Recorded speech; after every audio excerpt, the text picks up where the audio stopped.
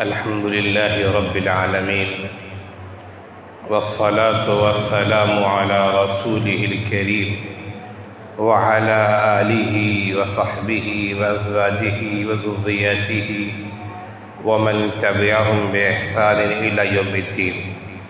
أما بعد، فقد قال النبي صلى الله عليه وسلم: من قام ليلة القدر ایمانا واحتسابا غفر له ما تقدم من ذنبه، او كما قال علیہ الصلاۃ والسلام۔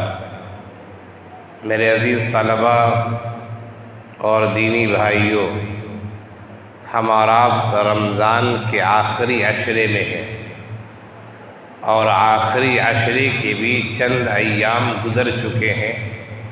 آج 25واں روزہ ہے۔ آخری عشرے کے صرف 4 یا 5 دن باقی رہ گئے ہیں، چاند کی تاریخ کے اور چاند کے نکلنے کے اعتبار سے۔ گویا کہ ہمارے پاس صرف 4 یا 5 دن رمضان کے باقی رہ گئے ہیں، اور یہ ایام کے رخصت ہونے کے ساتھ ہی رمضان کا مہینہ اپنے اختتام کو پہنچ جائے گا۔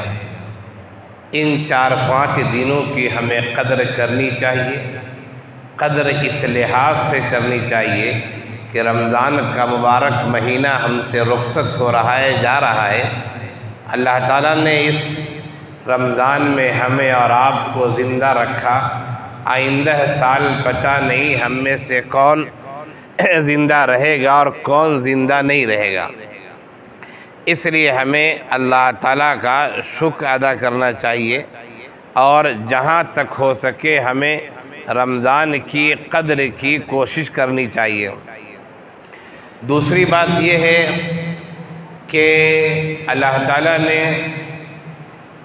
رمضان کے اخیر عشرے کی فضیلت بیان کی ہے، اور خاص طور سے فضیلت اس وجہ سے ہے کہ آخر عشرے میں ایک رات ہے جس رات کو شب قدر کہا جاتا ہے۔ میں یہ کہہ رہا تھا کہ اللہ تعالیٰ کے فضل و کرم سے رمضان کا یہ مبارک مہینہ ہم نے پایا، اور اب رمضان کے مبارک مہینے کے اختتام میں صرف 4 یا 5 دن باقی رہ گئے۔ ہمیں چاہیے کہ ہم ان ایام کی قدر کریں۔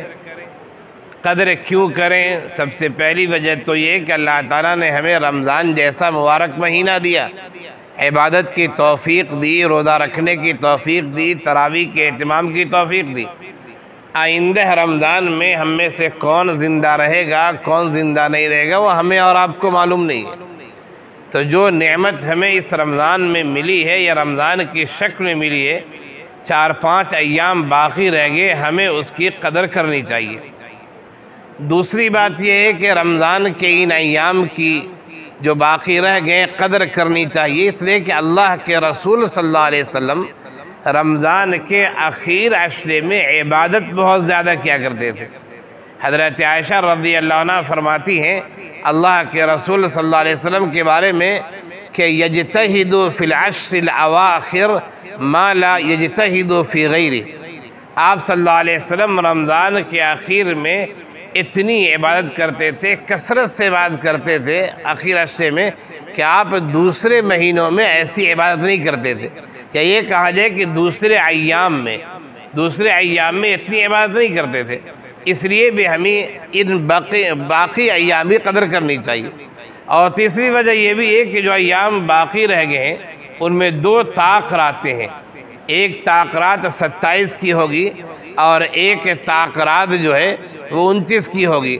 اللہ کے رسول صلی اللہ علیہ وسلم نے طاق راتوں میں عبادتوں کا، اخیر عشرے کی طاق راتوں میں عبادتوں کا خاص اہتمام فرمایا، اور خاص تاکید کی ہے کہ آخر عشرے کی طاق راتوں میں، ایک تو یہ ہے کہ آخر عشرے میں خوب عبادت کرنی ہے، اور پھر آخر عشرے میں بھی طاق راتوں میں خاص اہتمام کرنا ہے، اس لیے کہ وہ شب قدر ہو سکتی ہے۔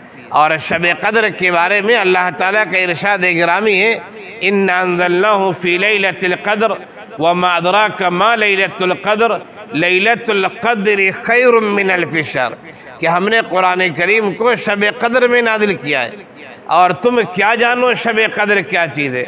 اور پھر فرمایا کہ شب قدر جو ہے وہ 1000 مہینوں سے بہتر ہے، 1000 مہینوں سے۔ 1000 مہینوں کا مطلب یہ ہوتا ہے کہ تقریباً 84 سال ہوتے ہیں۔ یعنی اس رات اگر عبادت کی آپ کو توفیق مل گئی اور وہ رات شب قدر ہوئی تو یقین جانیے کہ 84 سال ہمارا آپ جو عبادت کریں گے وہ ثواب ایک رات کی عبادت مل جائے گا۔ تو اس لیے جو یہ آخر عشرے کے چند ایام باقی رہ گئے ہیں، ہمیں اور آپ کو ان ایام کی قدر ضرور کرنی چاہیے۔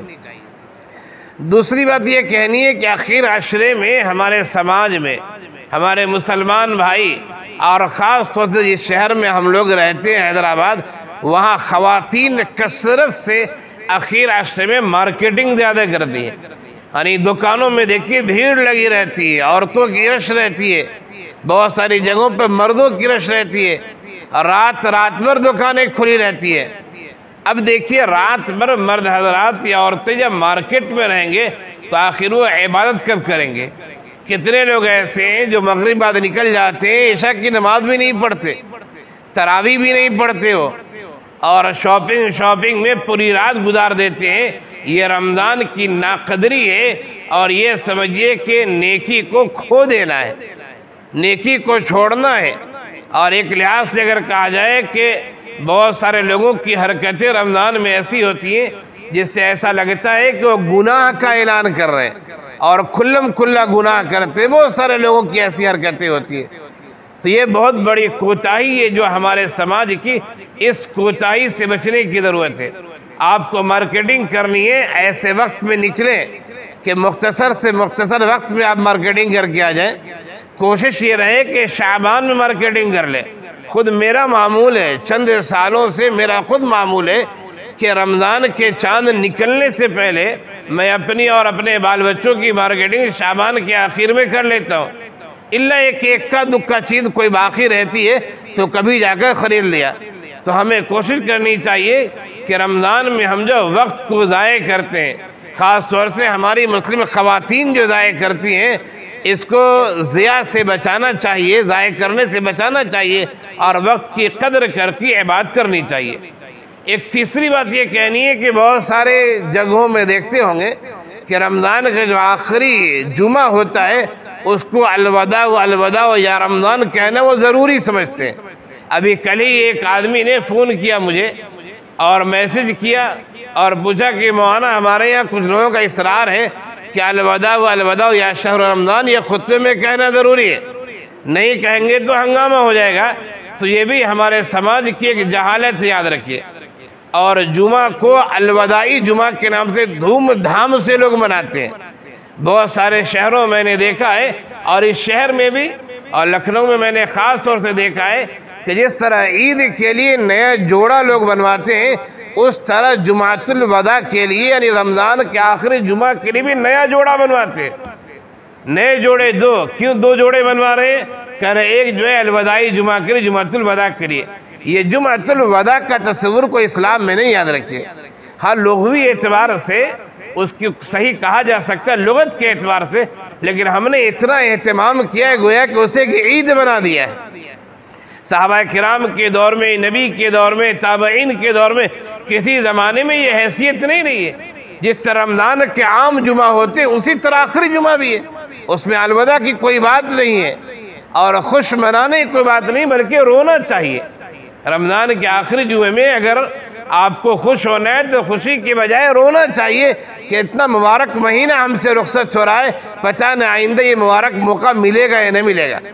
ہاں خوش ہونا چاہیں تو اس لحاظ سے ہو سکتے کہ اللہ تو نے عبادت کی توفیق دیے، تیرا شکر ہے، تیرا احسان ہے، مزید آئندہ عبادت کی توفیق دے۔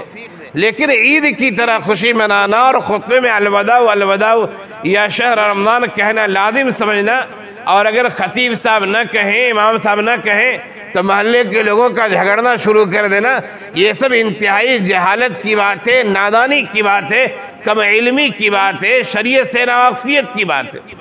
اس لیے ہمیں سمجھنا چاہیے کہ آخری جمعہ ہے تو ہم روئیں اور گڑگڑائیں کہ اللہ جو کوتاہی ہو گئی رمضان میں ان کوتاہیوں کو معاف فرما دے۔ اے اللہ چند ایام باقی رہ گئے، ان ایام کی قدر کرنے کی توفیق عنایت فرما دے۔ اس طریقے کی دعا کریں اور جشن اور خوشی منانے کی چیز نہیں ہے۔ میں نے 3 باتیں آپ کے سامنے کہیں ابھی کے بیان میں۔ پہلی بات یہ کہ رمضان کے اخیر عشرے میں عبادتوں کا ہمیں اہتمام کرنا چاہیے، اس لیے کہ اللہ کے رسول صلی اللہ علیہ وسلم آخری عشرے میں خوب عبادت کرتے تھے، اور آخری عشرے میں بھی خاص طور سے طاق راتوں میں، جو 2 راتیں بچ گئی ہیں 27 اور 29، ان طاق راتوں میں عبادتوں کا خاص اہتمام کرنا چاہیے، پتہ نہیں آئندہ یہ موقع ملے یا نہ ملے۔ دوسری بات میں نے کہی کہ رمضان کے آخر عشرے میں ہمارا سماج جو ہے ایک بڑا طبقہ مارکیٹنگ میں عبادت کے وقت کو ضائع کر دیتا ہے، ہمیں اس سے گریز کرنا چاہیے۔